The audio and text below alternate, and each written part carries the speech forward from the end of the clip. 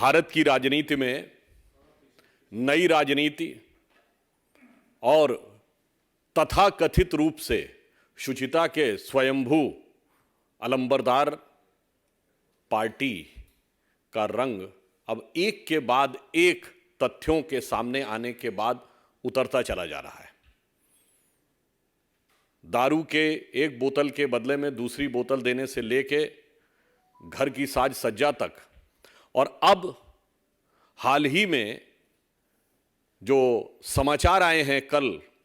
न्यायालय के माध्यम से, जिसमें यह तथ्य भी सामने आ रहे हैं कि अब जो कुछ बातें उन लोगों ने बंद कमरों में की थी, अब वो सार्वजनिक होती जा रही हैं और न्यायालय के समक्ष भी आती जा रही हैं। यह बात अब प्रामाणिक रूप से सामने आ रही है कि पूर्व उप मुख्यमंत्री सिसोदिया जी के सचिव के अरविंद ने बताया था कि सीएम की उपस्थिति में विधिवत यह निर्णय हुआ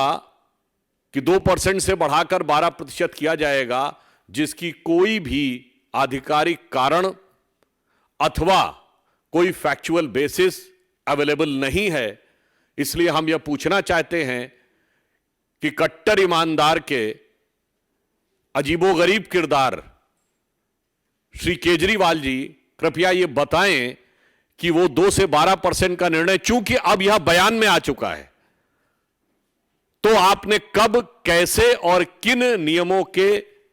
आधार के ऊपर लिया था। फिर इतना ही नहीं है, यह भी बात आई है कि समीर महिंद्रू से केजरीवाल जी की बात हुई, बात कराई गई और उनसे एक प्रकार से संकेत आया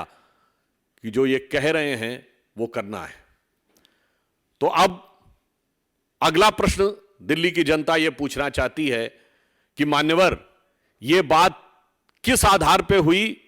और किस लिए आपने कहा किसी बाहरी व्यक्ति के लिए कि ये जो कह रहे हैं वो करना है।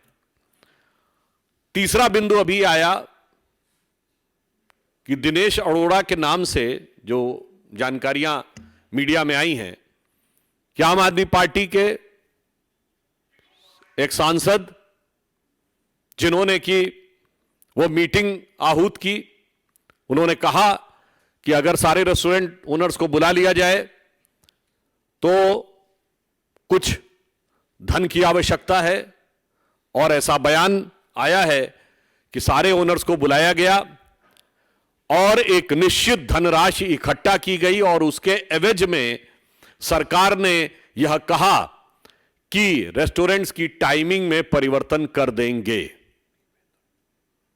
अब आप यह समझिए कि केजरीवाल जी और उनके संसदीय दल के नेता दोनों को यह जवाब देना चाहिए कि क्या टाइमिंग को बदलने का जो निर्णय हुआ था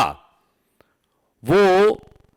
रेस्टोरेंट ओनर्स के लोगों के साथ किसी भी प्रकार की व्यावसायिक डील के तहत हुआ था। यह उत्तरोत्तर बात स्पष्ट होती चली जा रही है, एक के बाद एक फैक्ट के साथ, कि अब पैसे का इन्वॉल्वमेंट कमीशन बढ़ाने से लेके, सरकार के राजस्व को सैक्रिफाइस करने से लेके, सीधे रेस्टोरेंट के ओनर्स के साथ धन इकट्ठा करने तक के आरोप आते जा रहे हैं। और इसके बाद भी आम आदमी पार्टी यदि यह कहे कि वो सबसे बड़े ईमानदार हैं और वो सच बोल रहे हैं, तो मुझे लगता है कि उनके ऊपर तो यही पंक्ति चरितार्थ होती है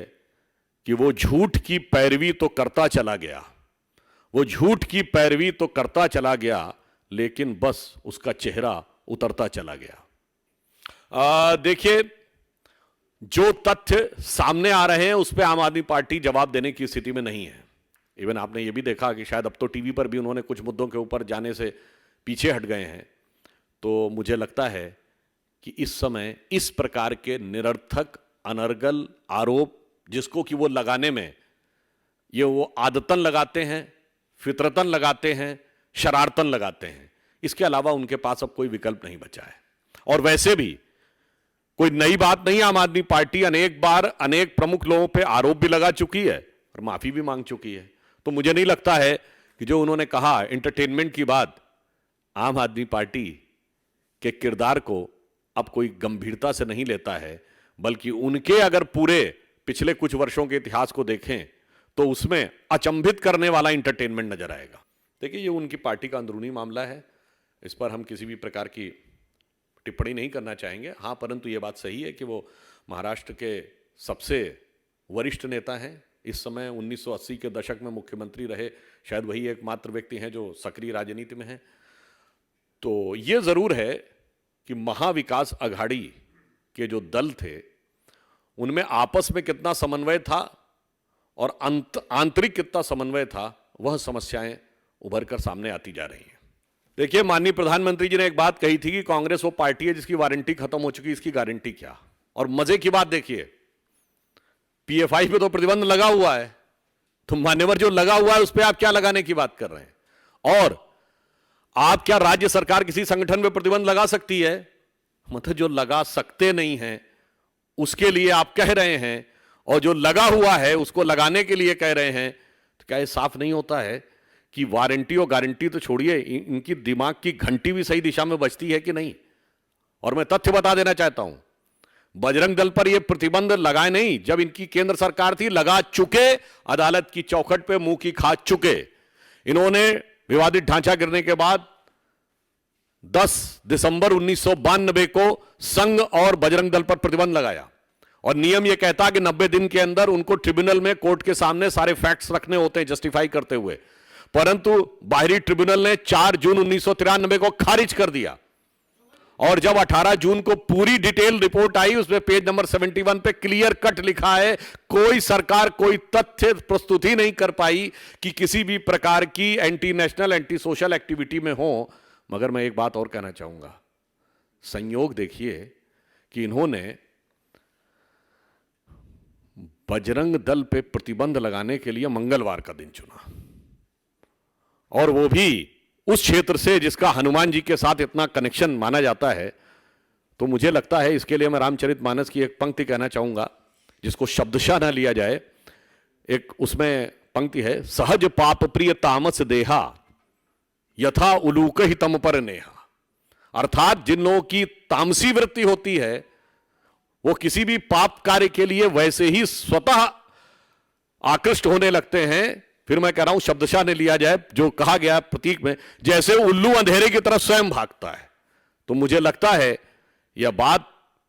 कर्नाटक की जनता और देश की जनता के लिए बहुत गंभीर है, और आप चिंता मत करिए, इस विषय के ऊपर उचित मौके के ऊपर देश की जनता और प्रदेश की जनता जवाब देगी। चूंकि मैं पुनः कह रहा हूं, जो कर नहीं सकते उसका दावा किया है, जो ऑलरेडी किया जा चुका है उसके लिए कहा है, और ये करके मुंह की खा चुके हैं। परंतु कभी कभी कहते हैं ना कि बार बार वो गलती करते रहते हैं और फिर भी वो उसी चीज को दोहराते भी रहते हैं।